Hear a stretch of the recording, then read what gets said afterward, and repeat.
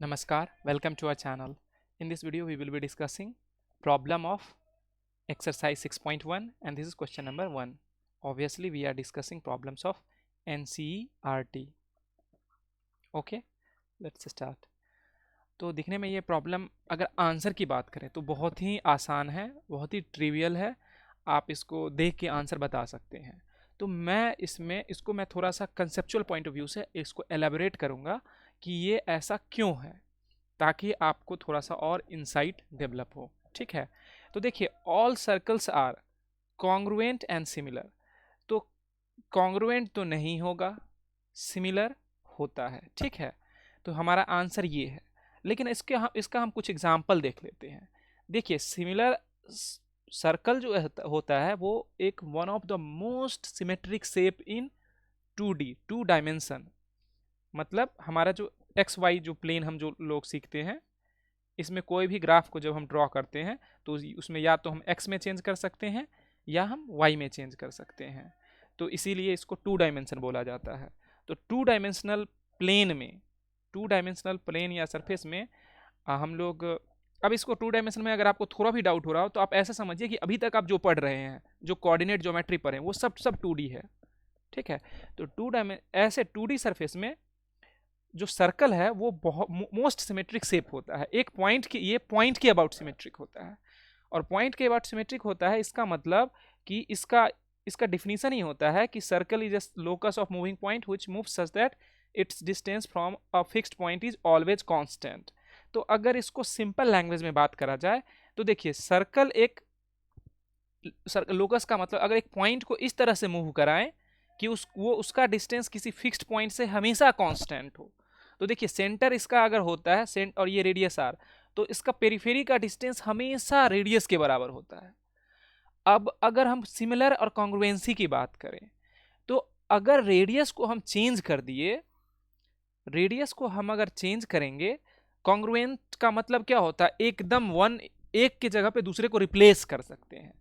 अगर हम इसका रेडियस मान लीजिए 2 यूनिट है और इसका रेडियस अगर 4 यूनिट है, तो सिमेट्रिसिटी का कंडीशन अभी भी फॉलो होगा. अभी भी ये सर्कल अगर इसका नाम C1 देते और इसका नाम C2, तो ये सर्कल इस C1 के अबाउट, इसमें जो भी पॉइंट होगा पेरीफेरी पे, वो C1 के अबाउट सिमेट्रिक है, और इसमें जो भी पॉइंट होगा वो C2 के अबाउट सिमेट्रिक है.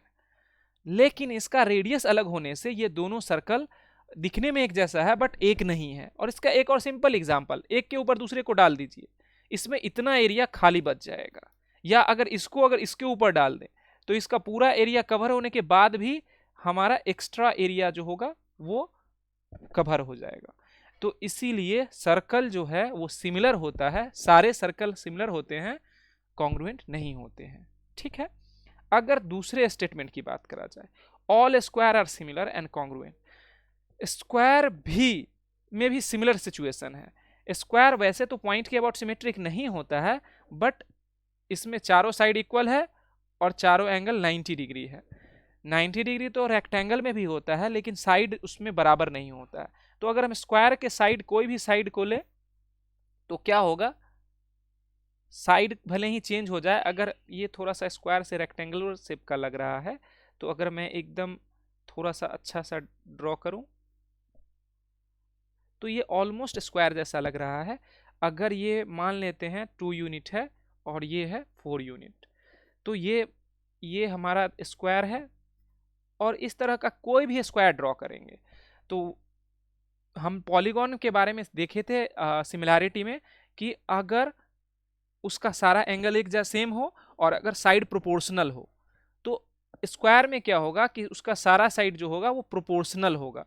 क्योंकि अगर ये 2 यूनिट है, ये 2 यूनिट 2 यूनिट, तो अगर ये इसका 2 गुना है तो ये साइड भी इसका 2 गुना होगा. तो ये चीज मेंटेन रहेगा और इस कारण से ये सिमिलर होगा. कॉन्ग्रुएंट नहीं कह सकते, क्योंकि साइड जब चेंज होगा तो वो स्क्वायर अलग हो जाएगा, कॉन्ग्रुएंट नहीं होगा. बट हम, ये थोड़ा सा लग रहा है कि हम लोग एकदम जो चीज ऑलरेडी पता है उसको क्यों डिस्कस कर रहे हैं. अभी पता चलेगा, क्योंकि ट्रायंगल जो है वो हमको ऑप्शन दे रहा है वो चीज का. तो देखिए क्या हम करते हैं, तीसरे ऑप्शन को एलैबोरेट करते हैं. तीसरे ऑप्शन में क्या बता रहा है, all dash triangles are similar. तो ऑब्वियसली इक्विलेटरल ट्रायंगल जो होगा वो सिमिलर होगा, क्योंकि आइसोसेलेस ट्रायंगल में कोई जरूरी नहीं, अगर दो आइसोसेलेस ट्रायंगल ने, आइसोसेलेस में क्या होता है, बेस एंगल बराबर होता है, तो हो सकता है ये बेस एंगल 30-30 करके हो और अगला जो आइसोसेलेस ट्रायंगल हो उसमें 60 और 60 करके हो। तो बेस एंगल कोई जरूरी नहीं कि दो आइसोसेलेस ट्रायंगल में सेम हो, और उस अगर सेम नहीं होगा तो तीनों एंगल सेम होने का कोई चांस नहीं है, और साइड प्रोपोर्शनल भी नहीं होगा। इक्विलेटरल ट्रायंगल में क्या है कि चाहे हम कोई भी इक्विलेटरल किसी भी साइज का लें, जैसा कि अभी हमारे साथ स्क्वायर में हो रहा था या सर्कल में हो रहा था, ऑल्दो की सिमेट्री वाला वो ज़्यादा सिमेट्रिक शेप है, हम लोग इसमें उतना सिमेट्री नहीं है, A B C D E F. अब इसमें इसमें देखिए, इसमें भी 60 है, इसमें भी 60 और इसमें भी 60, तो 60-60 तीनों होने से क्या है कि एंगल तो बराबर हो गया। अब साइड अगर देखेंगे तो अगर ये 2 यूनिट है, ये 2 यूनिट और 2 यूनिट, अगर हम किसी एक साइड को 3 ले तो ये भी 3 और ये भी 3, तो इसका और इसका जो प्रोपोर्शन होगा 1.5 टाइम्स का है, और ये सारे साइड के साथ साइड मेंटेन होगा। तो ये हमारे साथ एडवांटेज है। इन तीनों क्वेश्चन को अगर हम देखें तो इससे हम एक कंक्लूजन निकाल सकते हैं पॉलीगॉन के बारे में, जो अभी मैं मेंशन कर रहा था जस्ट थोड़ी देर पहले, कि polygon with same number of side, obviously side polygon में साइड जो होता है उसका वेरी हो सकता है, जैसे हमारा ट्रायंगल जो है वो सबसे सिंपलेस्ट पॉलिनोमियल है, पॉलीगॉन है 3 साइड का, इसी तरीके से क्वाड्रिलेटरल 4 और सो ऑन हम बहुत सारा कर सकते हैं। तो बोल रहा है कि 2 polygons same number of sides are similar if corresponding angles are equal and corresponding sides are proportional.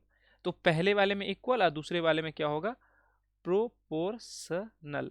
और ये सेम लॉजिक जो अभी हम डिस्कस कर रहे थे कि जब एंगल सेम होगा तो कोई एंगल सेम होगा तो उससे हम मतलब शेप को सिमेट्रिक होने सिमिलर होने का चांस बढ़ जाता है, लेकिन कोई जरूरी नहीं कि एंगल सेम हो तो हर एक शेप प्रोपोर्शनल होगा। और इसका बेस्ट एग्जांपल क्या है, एक रेक्टेंगल ले लीजिए, एक रेक्टेंगल ले लेते हैं जिसका चारों एंगल 90 डिग्री है, लेकिन चारों साइड जो है वो प्रोपोर्शनल नहीं है, ये 2 यूनिट और ये 4 यूनिट। तो इस ट्रायंगल से भी अगर इसको कंपेयर करें तो भी प्रोपोर्शनल नहीं है, और अगर इस स्क्वायर से और इस स्क्वायर से भी करें तो भी प्रोपोर्शनल नहीं है। तो ये एक बहुत ही इंपॉर्टेंट कंसेप्ट है जिसको आप दिमाग में रखिए, और अगले वीडियो में हम लोग अगले प्रॉब्लम को डिस्कस करेंगे।